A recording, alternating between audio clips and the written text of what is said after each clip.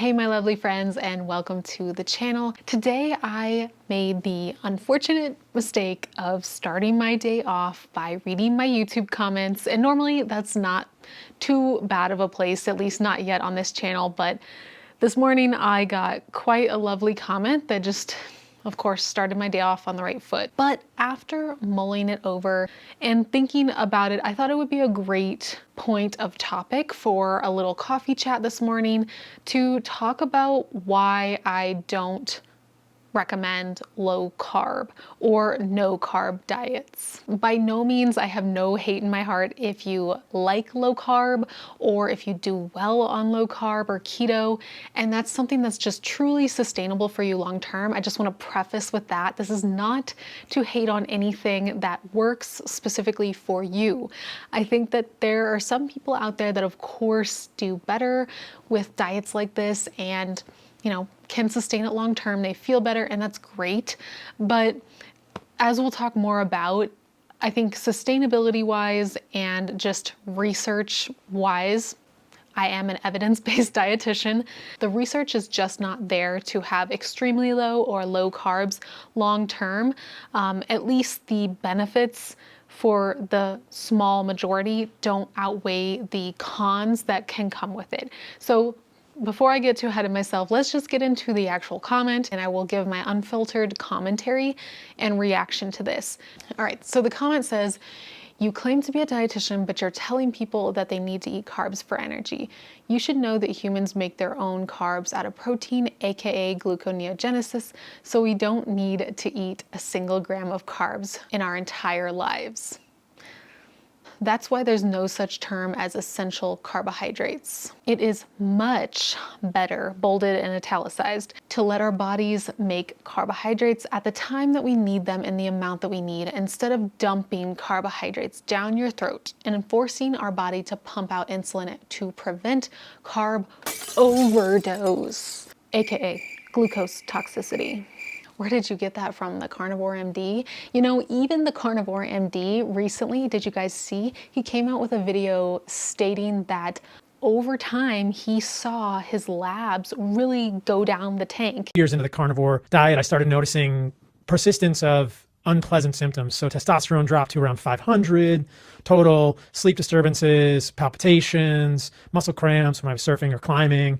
And I started to think, okay, maybe long-term ketosis is not great for me. I had to really kind of look at what I was doing and make this sort of learning judgment that long-term ketosis was not a great thing for me and probably not a great thing for most humans. I thought that was really shocking that he even admitted that, because he's a little bit of a... I don't like most of what he says, but I can at least appreciate that he has a little tiny ounce of humility that he can admit to his audience that it's not good for most people long term. In fact, it's pretty bad for you in terms of your labs, your lipids, your heart health, stuff like that. Anyway, not done with the comment yet. The tip you should be giving, okay, what? Like, why do you come to a YouTube channel to be told what you already believe? The tip you should be giving is to keep your total carb intake below 20 grams per day so that your body has the easiest time managing glucose and insulin. Keeping your carbs below 20 grams per day will fix your glucose and insulin issues in about 4 months. Longer if you are seriously effed up or on hormonal birth control. Okay, so I wanted to comment on the last parts, but I'm gonna actually break this down so it's not too chaotic because there's a lot to unpack here. First and foremost, I absolutely love when people come to the channel and don't have a background in nutrition science and then tell me how it is. It's like going to your doctor and requesting surgery and then saying, "I know how to do surgery better than you, so get the frick aside. I'm coming in, give me the scalpel." Alas, this is YouTube, so I did kind of sign up for this crap. You claim to be a dietitian, but you're telling people that they need to eat carbs for energy. Yes, factually, I am a registered dietitian. And number two, most of the dietitians I know have the same kind of philosophy that carbohydrates are essential to life. And are something that is part of a healthy and sustainable diet. I don't think that's like a me thing. I think that's like a most nutrition professionals that have a background in nutrition science thing. And yes, you do require carbohydrates for energy. About 20% of your daily calorie needs are required for optimal brain function, and most of that comes from glucose, from carbohydrates. Now, he got one part correct. Gluconeogenesis is a thing that your body does that essentially takes proteins and fats and converts them to carbohydrates as needed. So if you are in need and your body has an excess of these other two macronutrients and needs more carbs, then it will do so through gluconeogenesis, which is a metabolic pathway that breaks those things down into their essential pieces. So proteins get broken down into amino acids, and fat gets broken down into glycerol and fatty acid molecules, and then they convert to glucose, which then goes to your brain and your body for energy, aka ATP. But just because this is a thing does not mean that it's the most optimal pathway. Now, why carbohydrates are 50% of our daily requirements or recommended daily intake from the dietary guidelines is because our body really prefers to use glucose for energy over protein and fat. The reason for this is a couple of things.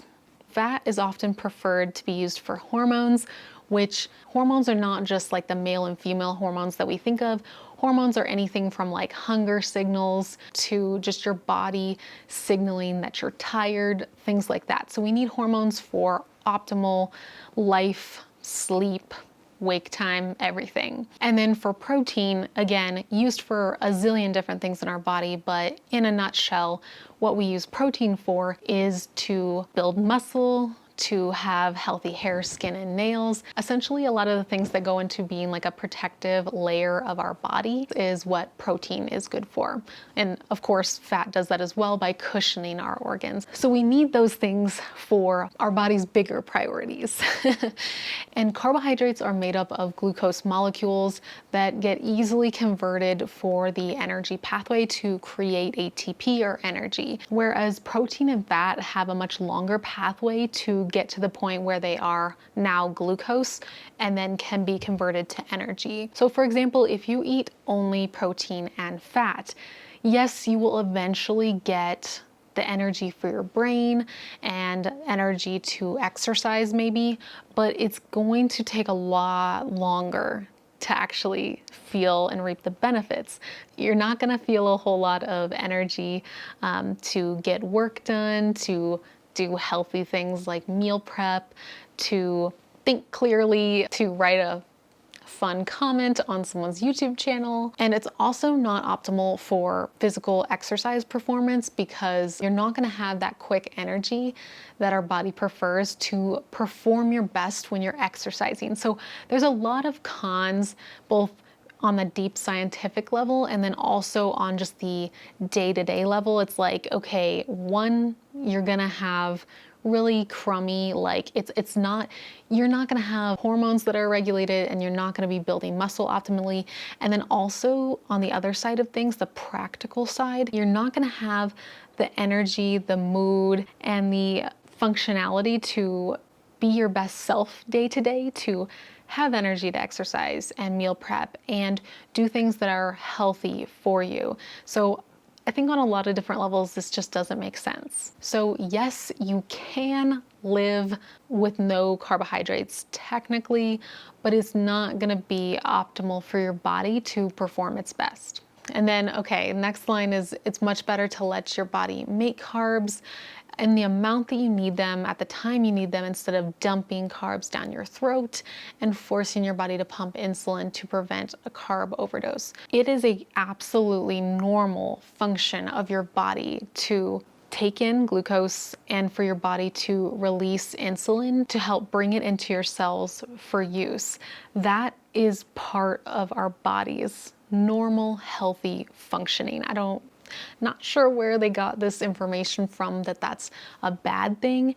Yes, you don't want to be piling on and just having Pop-Tarts and cakes and donuts all day long to the point where your body is rapidly, it needs to keep up with tons and tons of insulin, and then you eventually may develop something like, diabetes, pre-diabetes, insulin resistance, things like that. But what I said in the video actually that this person commented on is it's not having carbohydrates, it's focusing on having the right carbohydrates. So focusing on complex carbohydrates with plenty of fiber, at least 50 to 80% of the time if possible. You also want to pair carbohydrates with proteins and fats so it's lasting energy. And again, you're getting a balance of those nutrients. And I hate the dumping carbs down your throat comment. And the funny thing, I was talking to my fiance about this before I made this video, and I was telling him, I feel like the people that make these comments on my channel are not even doing what they're saying that they're doing. So this person said that you should keep your carbs below 20 grams of carbs per day. And I'm like, I don't think that this person even realizes what that even means. 20 grams of carbs is like 3/4 of a banana. Like, you're telling me that that's what you have for carbohydrates in a day? I doubt it. I would love for if this person would voluntarily give me a record of their food diary, show me a 7-day peek into your life. I want to see you eat 20 grams of carbs or less per day. I would love to see it. And I would be willing to give you $1 million if you can do 20 carbs a day for the rest of your life. Hold me to it. Because that's the other piece of this, right? Like, I can give you all the science in the world, but the thing that it comes down to first and foremost, I think, is sustainability. And that's what I and my dietitian colleagues take into account when we give dietary advice. We take into account socioeconomic status, budget, how sustainable is something for you. There's my laundry in the background. If it's going to cause mental harm to restrict yourself in such a way, what your taste preferences are, what your cultural preferences are in terms of like the types of foods that you include in your diet. There's so many factors that go into eating, and eating in a way that's sustainable and good for your health, that promotes better health in the long term, that it's not just a matter of what's good for you, it's what's good for you, what you can sustain, and what you enjoy as well. That's what I think like the biggest difference is between like these like internet health gurus and dietitians is the fact that they're just not, I don't think that they take these things into account all the time, because maybe that's not how, we have a greater amount of education on the kind of the dynamic background that goes into the ways that we eat. And I will tell you beyond a shadow of a doubt, if a majority of folks out there ate 20 grams of carbs or less per day, first of all, your grocery bill, especially in this economy, would be astronomical. Second, you would be miserable because your mood would be total crap. You would be completely depleted of energy and, functionality to do activities of daily living, and you would likely not enjoy eating, which I think is a huge part of what it means to be healthy. Like, part of why I love to be a dietitian is because I appreciate food. I love the joy that can come from a meal that you share with your friends, the little boost of mood that you get when you have a meal that's colorful, that's full of texture that you enjoy. Like, there's so many parts of a healthy meal that are enjoyable and in the long term create a better life for you and more longevity and just a way to, again, connect with other folks. It's something that we all do, so it's an easy way to bond with other people. And that's what life is all about, right? So let's just say hypothetically that 20 grams of carbs a day was the answer, which, by the way, if I didn't say it already, in the literature that we have, that is absolutely not true. There are some folks that are insulin resistant that do better on a low carbohydrate diet. That's true. But there's also a lot of evidence in the research that consistent carbohydrates and just having a diet that's full of vegetables, fruits, legumes, and those fiber-rich complex carbs is what actually helps with insulin resistance and glucose control over the things that he said. So I probably should have put that earlier on in the video, but that is definitely a key point to take from this. But let's just say that what he said was absolutely just true. Let me try to come up with a good example for this. What if I said eating nothing but fish will undo all of your health problems, will help you have balanced blood sugar and good cholesterol, and there's no negative side effects to eating fish at every meal and every snack every single day of your life. You will be a healthier person if you did just that for the rest of your life. Would you be able to do that? Would you want to do that? Yeah, exactly. Like, sure, for some folks, maybe this is what would optimally get them to a little bit better glucose control.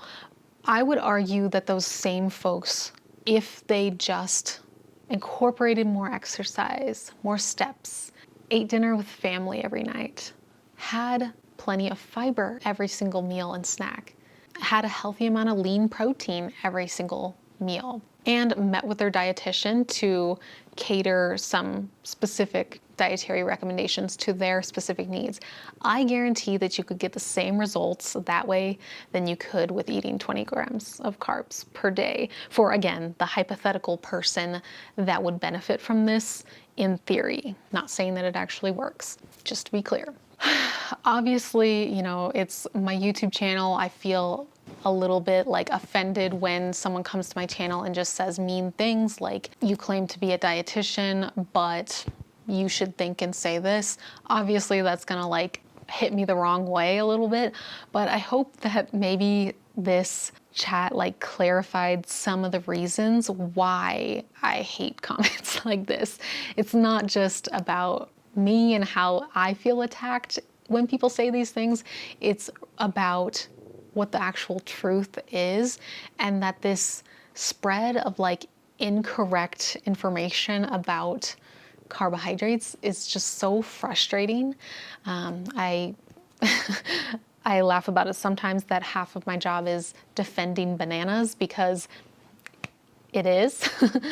But I don't know, hopefully you learned a thing or two from this video. So the next time that your cousin or your aunt or bus driver or whatever else is trying to tell you that carbs are bad for you, you have a little bit of knowledge to back that conversation if you're willing to have it. I don't blame you if you don't want to have that conversation. You can just, you know, send them my way, or don't send them my way. You know, let them live that life and figure that lesson out on their own.